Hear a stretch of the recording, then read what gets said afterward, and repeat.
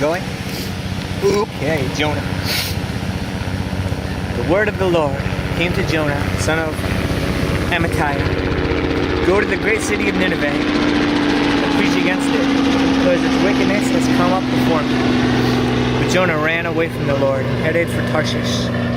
He went down to Joppa, where he found a ship bound for that port. After paying the fare, he went aboard and sailed for Tarshish, to flee from the Lord.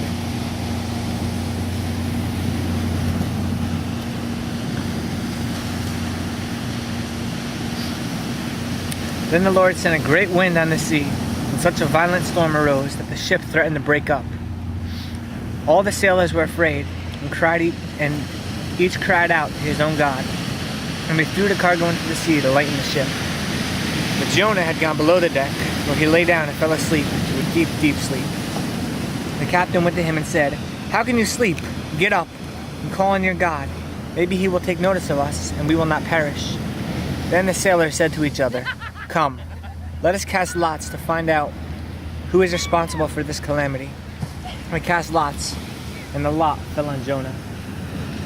So they asked him, "Tell us, who is responsible for making all this trouble for us? What did you do? Where do you come from?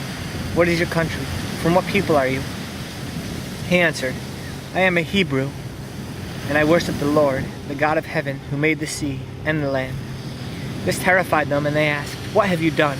They knew he was running away from the Lord, because he had already told them so. The sea was getting rougher and rougher, so they asked him, "What should we do to make the sea calm down for us?"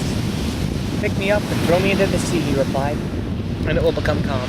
And know that it is my fault that this great storm has come upon you." Instead, the men did their best to row back to land, but they could not, for the sea grew even wilder than before. Then they cried to the Lord, "O Lord, please do not let us die for taking this man's life. Do not hold us accountable for killing an innocent man. For you, O Lord, have done as you pleased." Then they took Jonah and threw him overboard, and the raging sea grew calm. At this, the men were greatly fearful of the Lord, and they offered a sacrifice to the Lord and made vows to him. The Lord provided great fish to swallow Jonah, and Jonah was inside the fish 3 days and 3 nights. Chapter 2. From the inside of the fish, Jonah prayed to the Lord his God. He said, "In my distress I called to the Lord, and he answered me. From the depths of the grave I called for help, and you listened to my cry. You hurled me into the very heart of the seas, and the currents swirled about me. All your waves and breakers, they swept over me. I said, I have been banished from your sight, yet I will look again towards your holy temple." The engulfing waters threatened me. The deep surrounded me. Seaweed has wrapped around my head. At the roots of the mountains I sank down. The earth beneath barred me in forever.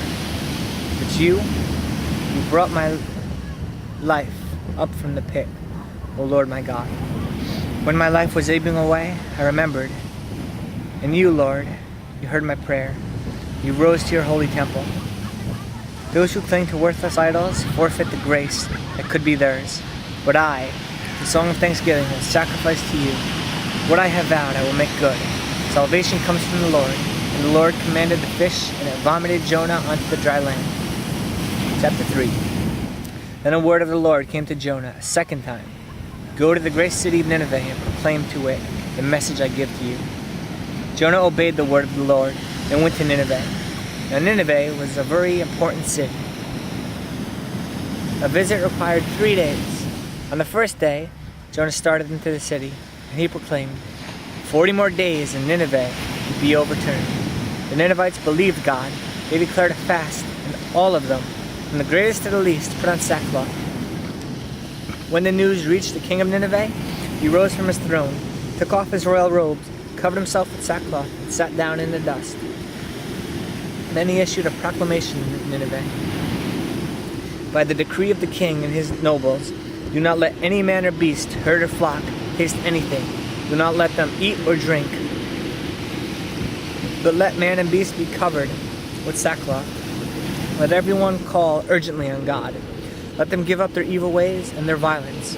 Who knows? God may yet relent, and with compassion turn from his fierce anger, so that we will not perish.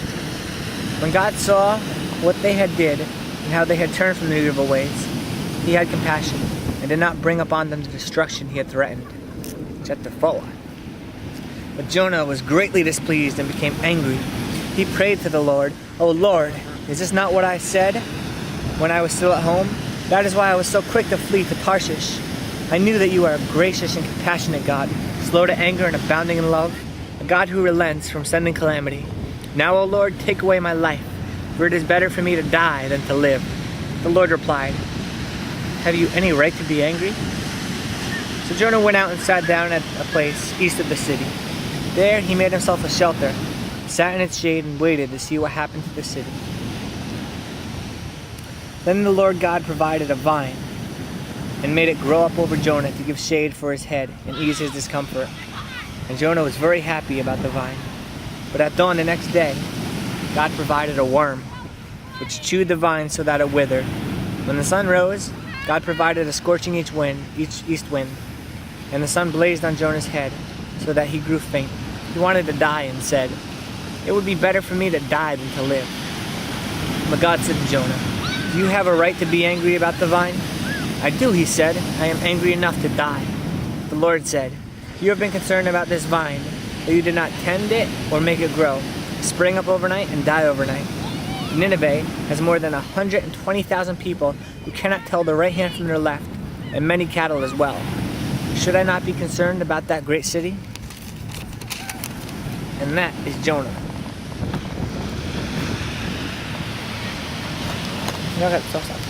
Cool. And that is an awesome, awesome, awesome sunset. Wow. Look at that. Wow. Wow.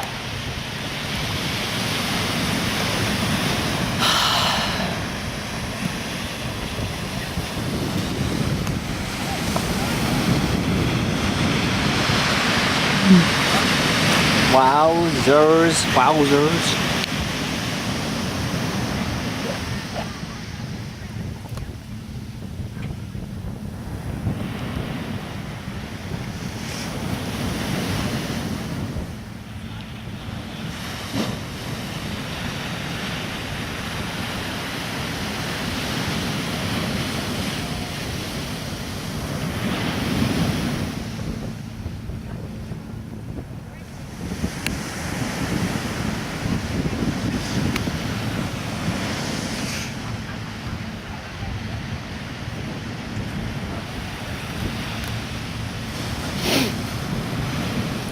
Redondo Beach.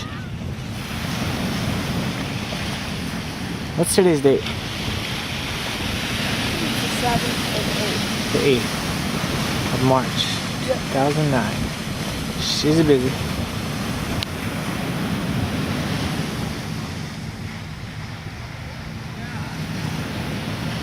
Okay.